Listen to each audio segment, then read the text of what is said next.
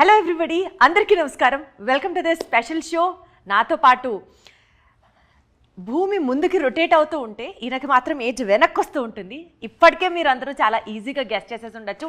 He's none other than మన బ్రహ్మాజీ గారు, one of the dearest అజాత శత్రు ఆఫ్ టాలీవుడ్ అని ఇంట్రడ్యూస్ చేయొచ్చు. సార్ నమస్తే. నమస్తే. ఎందుకు సార్ నవ్వుతున్నారు? చాలా ఎంబ్రాసింగ్ ఫీల్ అవుతున్నాను. ఎందుకు అట్లాగా? అంత పొగుడుతుంటే అన్ని నిజాలే కదండి. తట్టుకోలేకపోయాను. కానీ నిజంగా I wanted to ask you this అండి. అందరూ చాలా గ్రేస్ఫుల్గా ఏజ్ అవుతుంటే మీరు చాలా గ్రేస్ఫుల్గా రీఏజ్ ఎలా అవుతున్నారు చెప్పరా ప్లీజ్.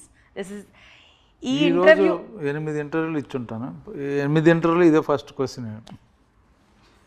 అంటే ఇది జగవెరిగిన సత్యం కదా, ఎవరికి వాళ్ళు తెలుసుకోవాలి అని అందరూ తెలిసిందే, వదిలేండి ఇంకేముంది. ఏం తెలుసు సార్, ఆన్సర్ చెప్పలేదు కదా. అందరికీ తెలిసిందే ఏముంది. మీరు చెప్పండి సార్, నేను తెలుసుకోవాలనుకుంటే నాకు తెలీదు, మీరు చెప్తే. ఏమై ఉంటుంది మీరు చెప్పండి పోనీ. యూజువల్గా ఈ క్వశ్చన్ అడిగాం అనుకోండి సార్, ఎవరన్నా ఏం చెప్తారో తెలుసా?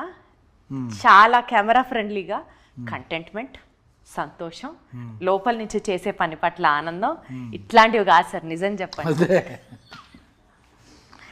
ఇప్పుడు మీరు చెప్పండి సార్ ఒక ఫుల్ అయిన ఆన్సర్. ఫుల్ అయిన ఆన్సర్ అంటే డైలీ మందు తాగండి, యంగ్గా ఉంటారు. నాన్ వెజ్ తినండి, దొబ్బి తినండి, బాగుంటుంది. డైలీ బిర్యానీ తినండి, మంచి హెల్తీగా ఉంటుంది.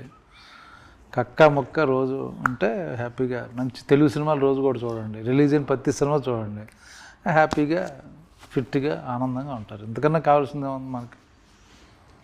అందులోంచి ఒక 100 అర్థాలు ఎత్తుక్కోవచ్చు అన్నది మాత్రం నాకు అర్థం. ఉన్న స్ట్రైట్గా చెప్పారు, శుభ్రంగా తినండి. సో మినిమం ఒక 3 to 4 hours, ఒక 5 hours అన్న వర్కౌట్ చేస్తారా సార్ మీరు? అంత చేస్తే అలాగే ఇంకా 45 minutes చేస్తుంది. 45 minutes intense activity, 1 hour. Done sir. మీ ఫిట్నెస్ సీక్రెట్ అయితే కొంచెం ఒక 1% అర్థమైంది మీరు ఎంత వ్యంగ్యంగా చెప్పినప్పటికీ కూడా. But still getting on to the movie sir. Bapu, father suicide story.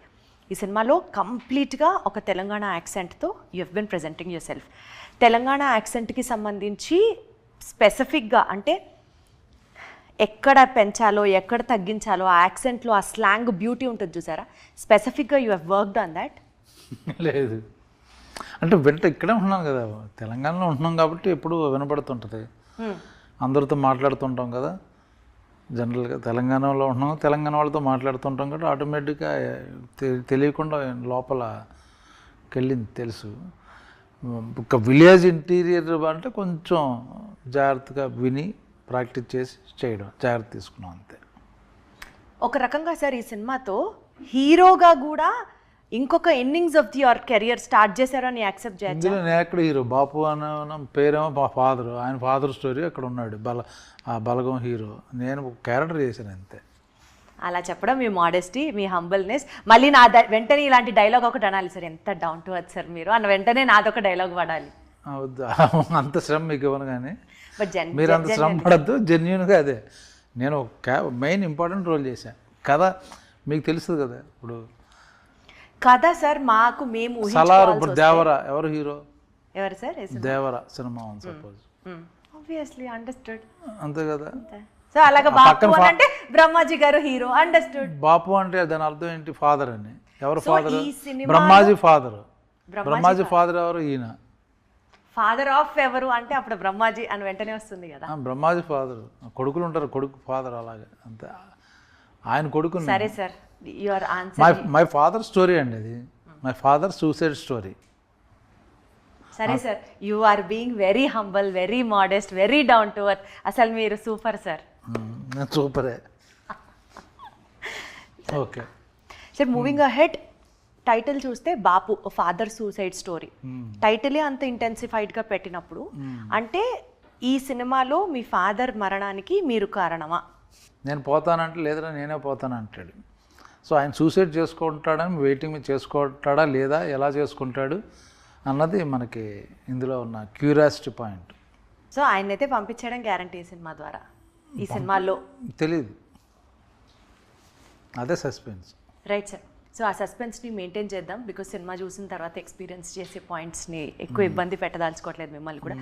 But other than this movie sir, జనరల్గా కూడా నేను నా ఇంట్రొడక్షన్లో చెప్పినట్లుగా బ్రహ్మాజీ అని అంటే అందరితో మంచిగా ఉండే ఒక స్టార్, ఒక అజాత శత్రువు అన్న ఒక ఇంప్రెషన్ డెఫినెట్లీ మీరు అది ఒక ట్యాగ్లైన్ లాగా ఫాలో చేస్తున్నారు. అలా క్రియేట్ చేశా. కాదంటారా? అవును కదా సార్, మీరు అలా క్రియేట్ చేశారు అని అంటే నాకే మీరు అది ఓహో మీరు అలా అనుకోండి అన్నట్టు అనిపించింది. మీరు అలా చెప్తున్నా, చెప్పండి. సో నా పాయింట్ ఏంటంటే అంటే నాన్ కాంట్రవర్షియల్ పర్సన్గా బ్రహ్మాజీ ఉన్నప్పుడు కొంత పొలిటికల్ హీట్ని ఒక పాయింట్ ఆఫ్ టైంలో మీరు ఎదుర్కొన్నారు. అది ఇంటెన్షనల్లా యాక్సిడెంటల్లా అన్నది పక్కన పెడితే ఆ సిచ్యువేషన్కి సంబంధించిన ఒక వివరణ మిమ్మల్ని అడిగితే ఏం చెప్తారు? ఇది యాక్సిడెంటల్ అది ఇంటెన్షన్ ఏంటంటే అసలు what does that incident tell about? మీరు ఏ రకంగా ఇన్వాల్వ్ అయి ఉన్నారు? పొలిటికల్ హీట్ నాకు అసలు పాలిటిక్స్కి నాకు సంబంధం లేదు. అప్పుడప్పుడు జరిగేదాన్ని నేను కొంచెం ఖండించడం కానీ లేకపోతే రియాక్ట్ అవ్వడం కానీ చేస్తుంటా, అంతే తప్పించేది. ఇప్పుడు అది కూడా వద్దని మానేసుకున్నాను, ఇంకా వేస్ట్ అని. ఎక్స్ప్రెస్ చేయడం కూడా అనవసరం వేస్ట్ అంటే ఎందుకు సార్ అంత పొల్యూట్ అయిపోయారు జనాలు అందరూ. Before it was very nice, fun loving, మంచి ఫ్యాన్స్, వాళ్ళ ఇంటరాక్షన్ ఉండేది. ఒక 5 years బ్యాక్ ఇప్పుడు బాగుండేది నీట్గా అంతా. ఇప్పుడు everything motivation is different. Okay, whatever paid whatever this thing he's come. ఆ జాబ్ ఇప్పుడు సోషల్ మీడియా జాబ్స్ వచ్చినాయి. సో ఎవడనే ఉన్నా అంటే వాడి మీద రాయడం అనేది ఒక ప్రొఫెషన్ తయారైంది. అందుకని వాళ్ళతో ఎందుకు మనకు పెంట, దూరంగా ఉందాం. అదర్వైజ్ కూడా మీరు ఇందాక అన్నట్లు సొసైటీలో జరిగిన ఇష్యూస్కి సంబంధించి ఒక వాయిస్గా you wanted to speak it out or దాన్ని ఖండించడము, అప్రిషియేట్ చేయడము వాజ్ బ్రహ్మాజీ.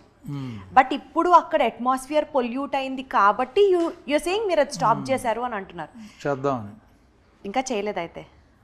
అదే చేసే ఆలోచన చేసినట్టే.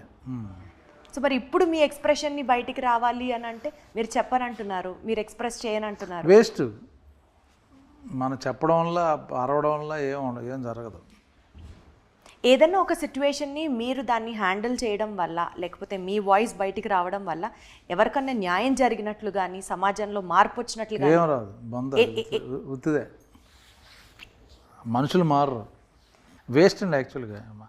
ఎవరి పని చాలా హర్ట్ అయినట్లు అర్థం అవుతుంది సార్. హర్ట్ కాదు, వాళ్ళ పెంపకం బాగాలేదు చాలామంది. సో వాళ్ళు ఏం మాట్లాడుతున్నారో వాళ్ళకి తెలియదు, ఏం రాస్తున్నారో వాళ్ళకి తెలియదు. సో సెన్సిబుల్గా ఉన్న వాళ్ళతో మనం ఇంటరాక్ట్ చేయడం బెటర్. కామన్ సెన్స్ ఉన్నవాళ్ళు, వెల్ బ్రాటప్, మంచి ఫ్యామిలీ బ్యాక్గ్రౌండ్ ఉన్నవాడు ఎలా మాట్లాడతాడు, చదువుకున్నవాడు ఎలా మాట్లాడతాడు, అప్పుడు వేరు, వాళ్ళకి ఆన్సర్ చెప్పచ్చు. చదువు ఉండదు, సంజయం ఉండదు, పెంపకం ఉండదు, వాళ్ళు కూడా మనతో ఇంటరాక్షన్ బికాజ్ యాక్సెస్ ఉంది కాబట్టి కదా. 2 మాటలు నేను ఈయన తిడుతున్నానన్నా. కానీ సార్ ఒక మీడియాలో ఉన్న ఒక సెలబ్రిటీ లైఫ్ అంటే ఎప్పుడు ఒక అద్దాల మేడలో ఉన్నట్టే ఉంటుంది. రాళ్ళు పడచ్చు, పూలు పడచ్చు కదా. నాకెందుకులే అనుకునే వాళ్ళు అనుకుంటారు, పూలే బెటర్, రాళ్ళు ఎందుకు. But this is my duty అని ఫీల్ అయినప్పుడు వి యూజువల్లీ ఎక్స్ప్రెస్ అవుట్. అవునవును, వాళ్ళు అనుకునే వాళ్ళకి భయపడి భయపడడం కాదులేండి. అది ఏమంటే కొందరు చూస్తే అసహ్యం ఉంది తప్పించి భయపడడం కాదు. మేబీ ఫైట్ నేను పలానా దానికి ఇష్యూ మీద రియాక్ట్ అయితే చాలామంది హెల్ప్ అవుద్దంటే ఐఎమ్ రెడీ ఎనీ టైం. ఎవరికో భయపడి కాదు. బట్ అదర్వైజ్ ఆల్సో మీరు అన్నట్లు ఆ సెన్సిబుల్గా మీరు మాట్లాడే మాటలు కానీ మీరు రియాక్ట్ అయ్యే అంశాలు కానీ ఓవరాల్గా జనరల్గా మాట్లాడితే కూడా you have that tinge of social responsibility అనిపిస్తుంది. So you have to vent it out కదా, you have to stand for people కదా అన్నది ఉంది ఒక పాయింట్. అవును, యాక్చువల్గా నిజమే మీరు చెప్పింది. మీన్స్ సైలెంట్ కూడా అది నేరం, బీయింగ్ సైలెంట్ అన్నది. బట్ ఇప్పుడు అంటే వాటి యొక్క పొల్యూట్ అయిపోయింది. మనం నిజంగా హెల్ప్ చేసినా మళ్ళీ నెగిటివ్ వస్తుంది. నేను కాదు, ఎవరికైనా హెల్ప్ చేస్తే అరే నాకెందుకు చేయలేదురా, మాకెందుకు చేయరా, ఇలాగా రకరకాల ఎందుకు, అదేదో మనం చేసేది కామ్గా చేసుకుంటూ పోతే బెటర్ అని ఫీలింగ్ ఉంది అంతే. బట్ అదర్వైజ్ ఆల్సో సార్ మీరు చాలా మీ పని మీరు చేసుకుంటూ వెళ్ళడం కాకుండా ఎవరికైనా హెల్ప్ చేస్తూ అలాంటి సోషల్ యాక్టివిటీస్ చేస్తూ ఉంటారా? ఏం చేస్తారు తెలుసుకోవచ్చా? అంటే కుడి చేతికి చేసేది ఎడం చేతికి కూడా తెలియకూడదు అంటారు. బట్ స్టిల్ మిమ్మల్ని చూసి ఇన్స్పైర్ అయ్యే వాళ్ళకి ఇది చాలా హెల్ప్ అవుతుంది అంటే అలా కాదు. ఇప్పుడు నాకు డాగ్ లవర్ని, సో డాగ్స్ నేను చాలా ఫుడ్ పెడుతుంటాను బయట. అక్కడ పలానా ఏరియాలో మేము అంతకుముందు పాతింట్లో ఉండేవాళ్ళు, అక్కడ డాగ్స్ మేము భోజనం పెట్టేవాడిని. అక్కడి నుంచి వచ్చేసరికి వాళ్ళకి ఆ డాగ్స్ ఎవరు పట్టించుకోరు కాబట్టి నేను వేరే మనిషిని పెట్టి వాళ్ళకి డబ్బులు ఇచ్చి ఆ ఫుడ్ పెట్టేస్తుంటాను అలాగా. So I take care of animals and all that. So you have a very caring heart and you are definitely a sensible person whom which many people fail to realize at times. That doesn't bother. Doesn't matter to me. Got it, sir. ఇండస్ట్రీలో మహేష్ బాబు గారు కానీ, junior NTR గారు కానీ, ప్రభాస్ గారు కానీ బ్రహ్మాజీ అన్న వెంటనే మా మనిషి అన్నట్లుగా they keep complimenting you and చాలా ఎఫెక్షనేట్గా మాట్లాడుతూ ఉంటారు at times during interviews press notes or it situations. అందరినీ అలాగ మంచి నోట్తో ఎలా నడిపిస్తారు? అంటే ఒక్కసారి స్వీట్గా ఉండొచ్చు, 2 సార్లు స్వీట్గా ఉండొచ్చు, basically you are such a sweet soul అన్నట్లుగా ఎలా how do you take care of yourself అని నాకు ఎప్పుడూ అనిపిస్తూ ఉంటుంది. ఏమండి వాళ్ళు మంచోళ్ళు కాబట్టి బేసిక్గా మనకు రెస్పెక్ట్ ఇస్తారు. అది వాళ్ళ గొప్పతనం. మన గురించి మాట్లాడడం, మనల్ని దగ్గర చేర్చడం అనేది వాళ్ళ గొప్పతనం, నాట్ మై క్రెడిట్. అంతే, అర్థమైంది కదా మీకు? అదేలేండి సార్, మోడెస్టీకి డిగ్నిటీకి ఒక బ్రాండ్ అంబాసిడర్ లాగా very answer is so diplomatic and yet మళ్ళీ ఇట్ ఈస్ వెరీ సెన్సిబుల్. అంతే సార్. పాన్ ఇండియా సినిమాలు ఇంతలాగా జరుగుతున్న నేపథ్యంలో మీరు పాన్ ఇండియా సినిమాలు ఎందుకు ఎక్కువ చేయట్లేదు సార్ అని అంటే ఒప్పుకుంటారా? నేను చేయట్లే, అన్ని నీ చేసాను. నంబర్ ఆఫ్ సినిమాస్ చేస్తున్నారు మీరు, పాన్ ఇండియా మార్కెట్ అంత విస్తారంగా మీరు కూడా చేస్తున్నారా సార్? పాన్ ఇండియా పుష్ప 2 ఏంటి, పుష్ప 1 ఏంటి, సలార్ ఏంటి, పాన్ ఇండియా కదా. అంటే ఈక్వల్ గా మీరు మహేష్ బాబు సినిమాలు పాన్ ఇండియా కదా, సపరేట్ చేయక్కర్లా. ఆయన చేస్తే పాన్ ఇండియా 10 చోట్ల చూస్తారు. So that's how you say. Tarak సినిమాలు చేస్తున్నారు, సెపరేట్ పాన్ ఇండియా బ్రాండ్ రాయాలేంటి? కానీ సార్ ఈ క్వశ్చన్ నేను ఎందుకు అడిగానంటే, ఒకప్పుడు బ్రహ్మాజీ గారు అంటే చాలా బడ్జెట్ ఫ్రెండ్లీలో అందరికీ అందుబాటులో ఉన్నారు, ఇప్పుడు అసలు ఆయన ఓ రేంజ్లో మార్కెట్ పెంచేశారు అని ఒక టాక్. దానికి ఏం చెప్తారు? నిజమా? నాకు చాలా హ్యాపీ ఫీల్ అవుతుంది. సంయుక్త మీనన్ గారు ఒక ట్వీట్ చేశారు విరూపాక్ష సినిమా టైంలో, ఒక పోస్ట్ చేశారు, ask me a question I will answer అని. అంటే మీరు reverse golden leg, platinum leg of the industry, అసలు ఏం చేసినా సూపర్ సక్సెస్ అది ఇది అని. ఆ టైంలో ఫ్యాన్స్ మిమ్మల్ని కొంచెం ర్యాక్ చేశారు, అంటే అన్న మీరు కూడా సోపేస్తున్నారా హీరోయిన్కి అని. ఆ కాన్వర్సేషన్ గుర్తుందా మీకు? ఏదో గుర్తులేదు, బట్ ఏదో అన్నాను, అదే కరెక్ట్గా గుర్తులేదు. అంటే అదే చెప్తున్నాను చూడండి సార్, మీరు జెన్యున్గా ఫ్రెండ్లీగా ఒక కాన్వర్సేషన్ స్టార్ట్ చేస్తారు, దాన్ని మళ్ళీ అమ్మాయికి కూడా తెలుసు. అలా అనిపించినప్పుడు ఎలా రియాక్ట్ అవుతారు మీరు? పట్టించుకోండి, సరదాగా వాళ్ళు కూడా సరదాగా 100% సరదాగే. అందుకనే నేను ర్యాక్ చేస్తున్నాను. అవన్నీ rag always I appreciate. You enjoy that. అలా సరదాగా ఉండాలి అంతేగాని ఇప్పుడు ట్విట్టర్లో కానీ సోషల్ మీడియాలో అలా సరదాగా అది ఓకే, ఫైన్.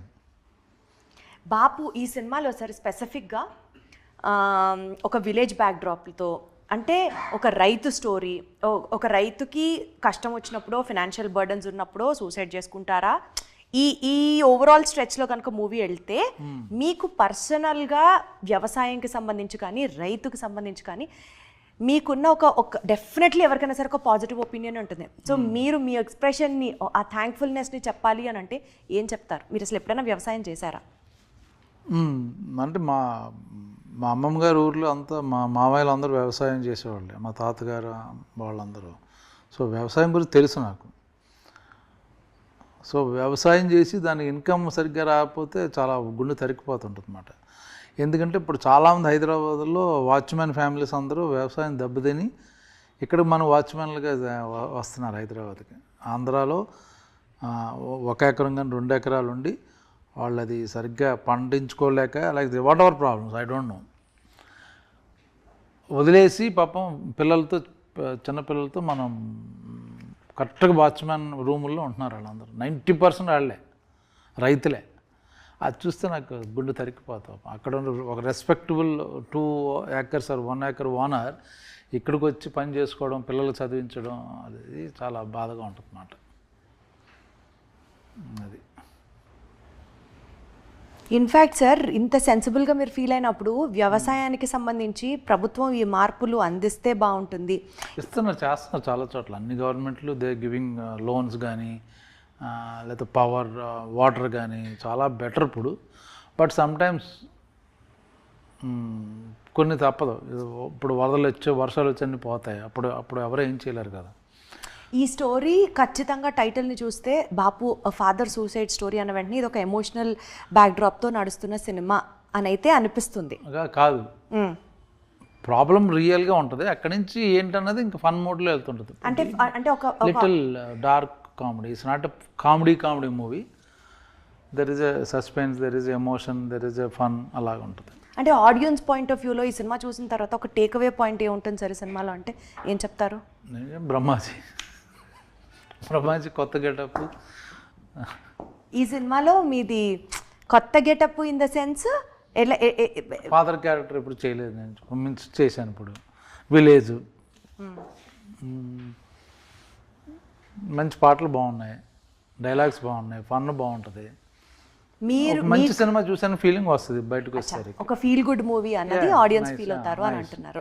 సార్ ఇప్పుడు ఇండస్ట్రీలో యాక్టర్స్ వేరే ఫీల్డ్స్ నుంచి వేరే లాంగ్వేజెస్ నుంచి ఇంపోర్ట్ చేసుకొని ఇక్కడికి తీసుకురావడం, ఇక్కడ వాళ్ళకి ఆపర్చునిటీ చాలా తగ్గుతుంది అంటూ కొంతమంది మాట్లాడడం, దీన్ని ఒక ప్రాబ్లంగా చూస్తే మీరు ఎలా ఫీల్ అవుతారు?